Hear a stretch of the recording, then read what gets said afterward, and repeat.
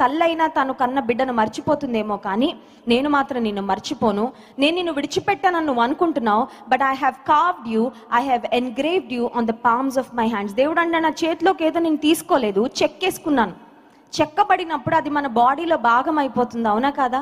ఒక చెట్టులో ఏదైనా ఒక శిల్పము లేకపోతే ఏదైనా స్కల్ప్చర్ని ఒక చెట్టులోనే కొన్నిసార్లు చెక్కేస్తూ ఉంటారు, ఇంకా చెట్టులో అది భాగం అయిపోద్దండి. దేవుడు అంటున్నాడు, నేను నేనేదో నా చేతిలో నుండి తీసుకొని అప్పుడప్పుడు నా చేతిలో నుండి విడిచిపెట్టి వదిలిపెట్టే దేవుణ్ణి కాదు.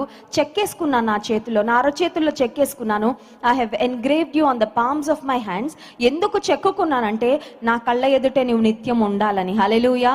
చేతులను రోజులు ఎక్కువసేపు మనం వాడేది చేతులే చెప్పాలంటే. అఫ్ కోర్స్ నోరు వాడుతూ ఉంటాం, వి స్పీక్ అ లాట్, నోటిని చాలా ఎక్కువ వాడుతూ ఉంటాం, కానీ చేతులతో చేసినన్ని పనులు బహుశా ఇంకా దేహంలో ఏ అవయవంతో మనం చేయమేమో. చేతులే ప్రతిదానికి ఆధారం. దేవుడు అంటున్నాడు, నా ఎదుట నిన్ను ఉంచుకోవాలని ఆశించిన అరచేతుల్లో నిన్ను నేను చెక్కుకున్నాను, నీ ప్రాకారములు నిత్యము నా ఎదుట ఉన్నవి.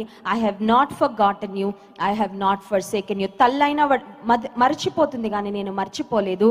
ఒకవేళ ఇంకెవరైనా విడిచిపెట్టేస్తారేమో, కానీ నేను నా అరచేతుల్లో చెక్కుకున్నాను కాబట్టి మిమ్మల్ని నేను విడిచిపెట్టను అని రాత్రికాల సమయంలో దేవుడు వాగ్దానం